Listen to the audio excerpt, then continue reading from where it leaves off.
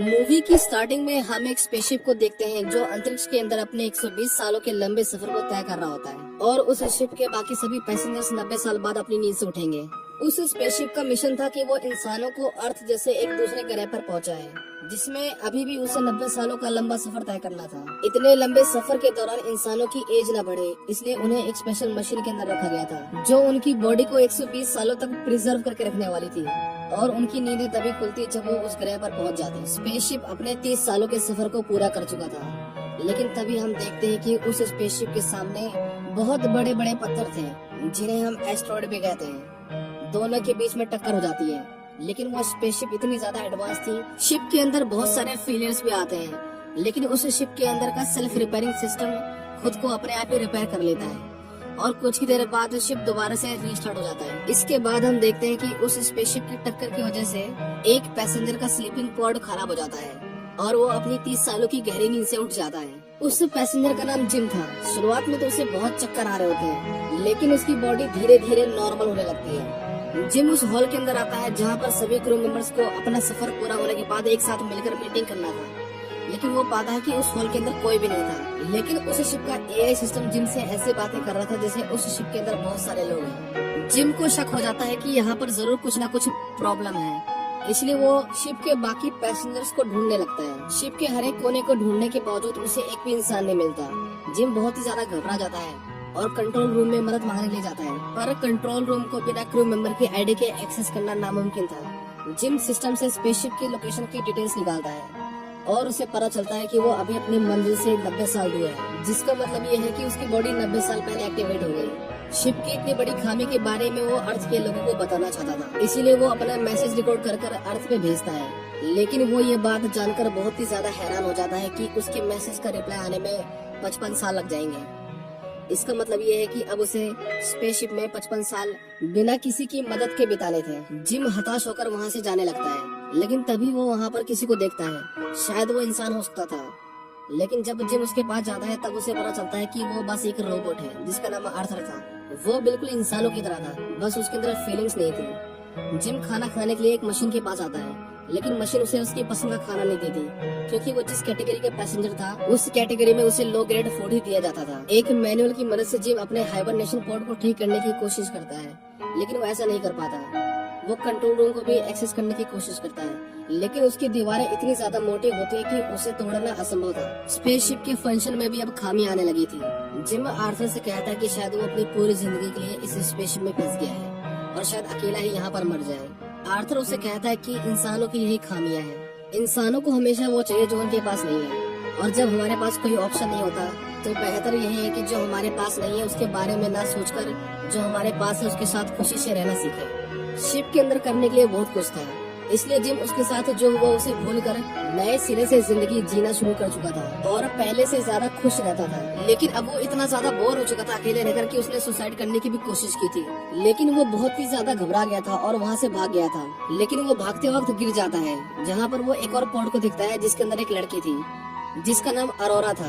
Gym उसे पसंद करने लगता है। जिम उसका इंटरव्यू देखते देखते अपना पूरा समय उसी के साथ बिताता था, क्योंकि वो इतने साल अकेला रहा था, इसलिए वो चाहता था कि उसके साथ कोई हो जिसके साथ वो अपना समय बिता सके। इसीलिए वो अरोरा को भी अपने समय से पहले जगाना चाहता था। जिम को ये पता था कि ऐसा करना गलत है, इसलिए वो कई महीने बिता देता है ये सोचते सोचते कि उसे ऐसा करना चाहिए कि नहीं। लेकिन वो फाइनली डिसाइड करता है कि वो अरोरा को उसकी नींद से जगाएगा। जिम अपने बालों को शेव करता है और अपने टूल्स लेकर अरोरा के पास जाता है, जहाँ पर वो उसके पॉड में कुछ शॉर्ट सर्किट कर देता है, जिसकी वजह से अरोरा का हाइबरनेशन पॉड खराब हो जाता है और वो अपनी नींद से उठ जाती है। लेकिन इससे पहले उसकी आंखें खुलती और वो जिम को अपने पास देख पाती। जिम अपने सारे टूल्स को लेकर वहाँ से भाग जाता है और सभी टूल्स को छुपा देता है ताकि अरोरा को कुछ भी ना पता चले। जब वो दोनों फाइनली एक दूसरे से मिलते हैं तब अरोरा उससे पूछते हैं कि बाकी क्रू मेंबर्स कहाँ पर हैं। उन्हें हमसे एक हफ्ते पहले जग जाना चाहिए था, जिस पर जिम उसे बताता है कि तुम्हारा हाइबरनेशन पॉड खराब हो गया है जैसे मेरा हुआ था, और हम 89 ईयर्स पहले ही जग गए हैं। और वो बाकी पैसेंजर्स के पास जाती है, जहाँ उसे पता चलता है वो सभी पैसेंजर्स अभी भी अपने हाइबरनेशन पॉड के अंदर हैं। जिम उसे कहता है कि तुम आराम कर लो, कल हम इसके बारे में कुछ सोचेंगे। नेक्स्ट मॉर्निंग हम देखते हैं कि अरोरा अपने फूड को लेती है और उसकी प्लेट में बहुत सारा खाना होता है, क्योंकि वो एक गोल्ड क्लास पैसेंजर थी, जबकि जिम पिछले 1 सालों से सेम तरह का खाना ही खा रहा था। जब अरोरा को पता चलता है तब वो अपनी आईडी से जिम को भी गोल्ड क्लास खाना देती है। अरोरा भी उस गेट को तोड़ने की कोशिश करती है, लेकिन वो गेट इतने सर से टूटने वाला नहीं था। उसे अब यकीन हो चुका था कि अब वो सब यहाँ पर फंस चुके हैं, इसलिए वो डिसाइड करती है कि वो अपनी किताब को लिखेगी जो वो दूसरे ग्रह पर जाकर पूरा करने वाली थी। इसलिए वो जिम का इंटरव्यू लेने लगती है। वो उसे पूछती है कि तुम अर्थ पर अपने दोस्तों और फैमिली को छोड़कर यहाँ पर क्यों आई हो। जिम एक मैकेनिक है। वो उसे बताता है कि उसे चीजें बनाना पसंद है, लेकिन अर्थ पर पहले से ही बहुत कुछ बना हुआ है, इसलिए अर्थ पर करने के लिए उसके पास कुछ भी नहीं था। वो एक नए ग्रह पर नई शुरुआत करना चाहता था, इसीलिए उसे इस पूरे सफर में डिस्काउंट भी मिला था। जिम उससे पूछता है कि तुम वहाँ पर क्यों जा रही हो। अरोरा उसे बताती है कि वो एक पत्रकार है। वो उस ग्रह पर जाएगी जहाँ पर वो अपना 1 साल बिताकर अपनी किताब को पूरा कर वापस अर्थ पर आ जाएगी। लेकिन अब लगता है कि ऐसा नहीं हो सकता, क्योंकि अब वो लोग यहाँ पर फंस गए हैं। अरोरा उससे पूछती है कि क्या यहाँ पर और कुछ करने के लिए है क्या। वो सभी अपनी सभी पुरानी बातों को भूलकर अपनी जिंदगी को एंजॉय करने लगते हैं। जिम भी अब पहले से ज्यादा खुश था। वो दोनों स्पेस में ट्रैवल भी करने लगे थे और धीरे धीरे वो दोनों एक दूसरे के दोस्त बनने लगते हैं। जिम अरोरा को एक गुलाब का फूल देता है जो उसने अपने हाथों से स्पेसशिप के अंदर उगाया था। स्पेसशिप एक बहुत ही बड़े तारे के सामने से गुजरता है जो कि दिखने में बहुत सुंदर था और उसके अंदर से बड़ी बड़ी आग की लपटें निकल रही थी। सभी मिलकर अरोरा के बर्थडे को सेलिब्रेट कर रहे होते हैं। जिम दरअसल उसे एक अंगूठी देना चाहता था, पर बातों ही बातों में आर्थर उसे बता देता है कि जिम ने ही उसे हाइबरनेशन पॉड से उठाया है। ये जानकर वो बहुत ही ज्यादा सैड हो जाती है, क्योंकि जिस पर उसने सबसे ज्यादा भरोसा किया था उसी ने उसे धोखा दिया। अरोरा जिम से बात करना बंद कर देती है। वो उस पर इतना ज्यादा गुस्सा होती है कि जब एक रात जिम सो रहा होता है वो उसके पास जाकर उसे बहुत मारती है। वो जिम को जान से मारने वाली थी, लेकिन वो खुद को कंट्रोल कर लेती है। नेक्स्ट मॉर्निंग जिम कन्फेस करता है कि हाँ उसने गलती करी है, पर उसके पास कोई और चारा नहीं था। 1 साल तक अकेला रहने के बाद वो पागल सा हो गया था, पर अरोरा उसकी एक नहीं सुनती और उसी के ऊपर चिल्लाने लगती है। एक रात जब जिम अपने रूम के अंदर होता है तब वो नोटिस करता है कि स्पेसशिप में कुछ खराबी आ रही है, लेकिन कुछ देर बाद वो अपने आप ही ठीक हो जाता है, इसीलिए जिम उसे इग्नोर कर देता है। हम देखते हैं कि जिम स्पेसशिप के अंदर कुछ बना रहा होता है और देखते ही देखते वो वहाँ पर एक पेड़ उगा देता है। अगले दिन जब वो लिफ्ट से नीचे आ रहा होता है तभी लिफ्ट खराब हो जाती है। वो किसी तरह बाहर आता है। अरोरा अपना खाना लेने के लिए मशीन के पास जाती है, लेकिन मशीन उसके ऊपर सारा खाना फेंक देती है। उन दोनों को समझ नहीं आ रहा था कि ये क्या हो रहा है, लेकिन तभी उन्हें किसी की आवाज आती है। जब वो लोग पेड़ के पास जाते हैं तब देखते हैं कि एक क्रू मेंबर जिसका नाम गस था वो जिम के लगाए हुए पेड़ से बिल्कुल भी खुश नहीं था। वो उनसे पूछता है कि बाकी लोग कहाँ पर हैं, लेकिन जिम उसे कहता है कि वो सभी हाइबरनेशन पॉड के अंदर सो रहे हैं। गस कंट्रोल रूम के अंदर जाता है ताकि वो चेक कर सके कि शिप में क्या क्या खराबियां हैं, पर उसे कुछ भी पता नहीं चलता, इसलिए वो डिसाइड करते हैं कि वो सब कुछ मैनुअली चेक करेंगे। जब वो सभी बाहर आते हैं तब उनके ऊपर एक रोबोट गिर जाता है। जिम उन्हें कहता है कि ये 15वां रोबोट है जो खराब हो चुका है। वो हाइबरनेशन पॉड को चेक करता है, जहाँ उसे पता चलता है कि जिम ने अरोरा के पॉड को खराब किया था। वो उससे पूछता है कि तुमने ऐसा क्यों किया। जिम उसे कहता है कि वो पिछले 1 साल से अकेला था, पर गस उसे कुछ भी नहीं कहता, क्योंकि वो जानता था कि 1 साल अकेले रहने का मतलब क्या होता है। अरोरा गस से कहती है कि क्या आपको पता चल गया कि मेरे हाइबरनेशन पॉड को किसने खराब किया था, तो अब आप उसका क्या करेंगे। पर गस उसे समझाता है कि इसमें जिम की कोई गलती नहीं है। 1 साल तक अकेले रहना अपने आप में एक बड़ी बात है। पर तभी उसकी तबीयत बिगड़ने लगती है। जब वो अपने रूम के अंदर आता है तब वो देखते हैं कि उसके मुंह से खून निकल रहा है। एक रात जब सभी सो रहे होते हैं तभी शिप के अंदर से इलेक्ट्रिसिटी चली जाती है, जिसकी वजह से ग्रेविटी बंद हो जाती है और वो सभी हवा में उड़ने लगते हैं। अरोरा जो कि एक स्विमिंग पूल के अंदर होती है, पानी के एक बड़े बबल के अंदर ट्रैप हो जाती है। अरोरा का दम घुटने लगता है, लेकिन इससे पहले उसकी मौत हो जाती। शिप दोबारा से रीस्टार्ट हो जाता है और इलेक्ट्रिसिटी दोबारा आ जाती है। वो सभी पिछले 2 साल में हुए शिप के फेलियर्स को देखते हैं। तब उन्हें पता चलता है कि ये बहुत बड़ी समस्या है। वो सभी पावर सप्लाई रूम के अंदर आते हैं, जहाँ पर गस बेहोश हो जाता है। जब उसकी बॉडी को स्कैन किया जाता है तब उन्हें पता चलता है कि गस की बॉडी में 612 बीमारियां हैं और उसके टिश्यू धीरे धीरे खत्म हो रहे हैं। इसका मतलब ये था कि गस अब कुछ ही समय के अंदर मरने वाला था। वो ये बात जानकर बहुत ही ज्यादा दुखी हो जाता है और वो उन दोनों से कहता है कि उसे कुछ समय के लिए अकेला रहना है। गस अपनी आईडी को उन दोनों को दे देता है ताकि वो कहीं पर भी जा सके।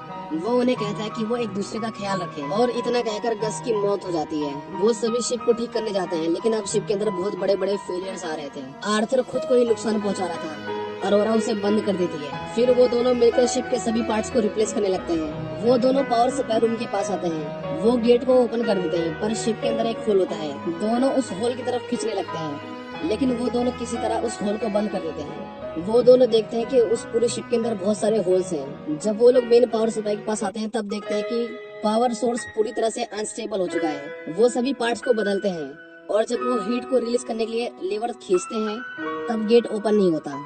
इसका मतलब ये था कि सारे हीट शिप के अंदर ट्रैप हो गई थी और उसे अगर जल्दी रिलीज नहीं किया जाता तब वो शिप के अंदर ही ब्लास्ट हो जाएगा। जिम स्पेसशिप से बाहर आता है और उस टनल की ओर जाता है। स्पेसशिप का टेम्परेचर अब बहुत ही ज्यादा बढ़ चुका था। जिम लीवर को खींचता है और गेट ओपन हो जाता है। जिम लीवर को खींचता है और गेट ओपन हो जाता है, लेकिन जैसे ही वो लीवर को छोड़ता है गेट दोबारा से बंद हो जाता है। जिम समझ जाता है कि अगर उसे गेट को ओपन रखना है तो उसे लीवर को पकड़े रखना होगा, लेकिन इसमें प्रॉब्लम ये थी कि सारी हीट उसकी बॉडी से पास होकर जाती जिसमें उसकी मौत भी हो सकती थी।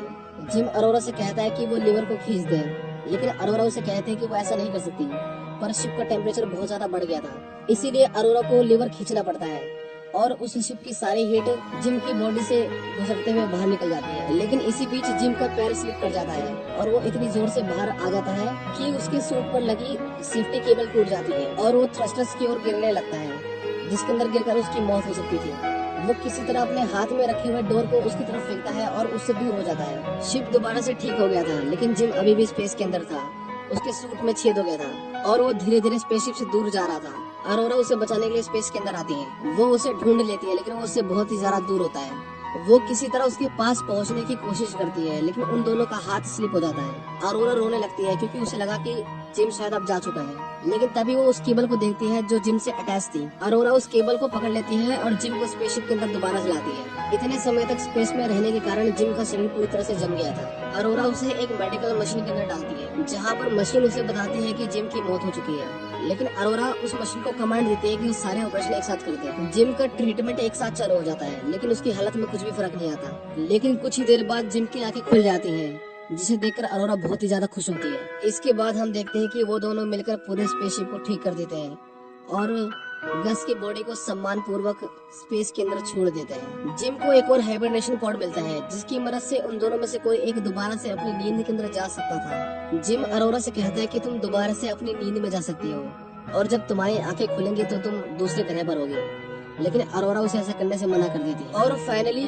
जिम उस रिंग को अरोरा को दे देता है जो उसने कई सालों से संभाल के रखी थी। मूवी के लास्ट में हम देखते हैं कि वो स्पेसशिप दूसरे ग्रह पर पहुंच जाता है और स्पेसशिप के सभी क्रू मेंबर्स जग जाते हैं और वो देखते हैं कि पूरे स्पेसशिप के अंदर बहुत सारे पेड़ हैं, जिसे जिम और अरोरा ने मिलकर लगाया था। शायद इतने सालों के दौरान उन दोनों की मौत हो चुकी थी और इसी के साथ ये मूवी यहीं पर खत्म हो जाती है।